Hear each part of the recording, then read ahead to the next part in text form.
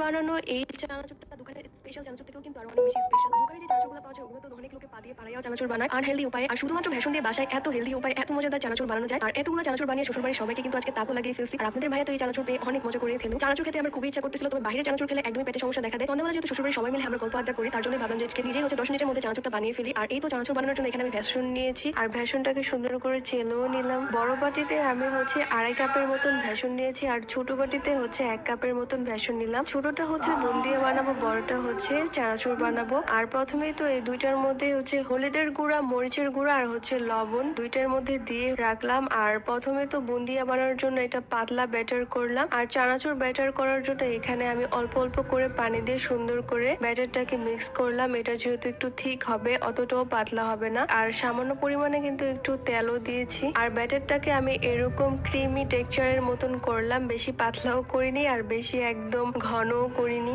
আর এখানে বুন্দিয়া বানানোর আর চানাচুর বানানোর দুইটা ব্যাটারও রেডি। আর চানাচুর দেওয়ার জন্য এখানে প্রথমে বুন্দিয়া বানাবো। প্রথমে বড় কড়াইয়ে একটা তেল দিয়ে নিলাম, তেলটাকে একটু আমি ভালো করে গরমও করে নিয়েছি। এরকম স্টেনার চামচটা নিয়েছি যেন বুন্দিয়া গুলো সুন্দর মতন হয়। আর এভাবে করে সুন্দর করে বুন্দিয়া গুলা ছাড়লাম। এরকম ফুটোযুক্ত চামচ দিয়ে গুল গুল বুন্দিয়া বানাতে হয়। আর বুন্দিয়া গুলা কিন্তু একদমই মুচমুচে করে ভাজতেছিলাম, চুলার আঁচটা একদম হালকাতে দিয়ে। আর এইভাবে করে আমি সবগুলা বুন্দিয়া বানিয়ে নিলাম। আর বুন্দিয়াটা একদম ভাজার পর বেশ কিছুক্ষণ রেখে দিলে একদম মুচমুচে হয়ে গিয়েছে। আর এখন তো আমি চানাচুর বানাবো। আর চানাচুর বানানোর জন্য তো আমি একটা বোতল নিলাম, বোতলের মুখাটা সুন্দর করে কিন্তু পিন দিয়ে ফুটো করে নিয়েছি। তো বোতলের মুখাটা একদম ভালো করে অনেকগুলো ফুটো করে নিয়েছি। আর এই বোতলের ভিতরে আমি ব্যাটারটা ভরার জন্য একটা পলিথিনের ভিতরে আগে ব্যাটারটা নিয়েছি, তারপরে সুন্দর করে কিন্তু এভাবে বোতলের ভিতরে ব্যাটারটা ভরে নিলাম। পলিথিনে নেওয়ার কারণে কিন্তু একদম ইজিলি ভাবে বোতলের ভিতরে ব্যাটারটা ভরা হইলো। এই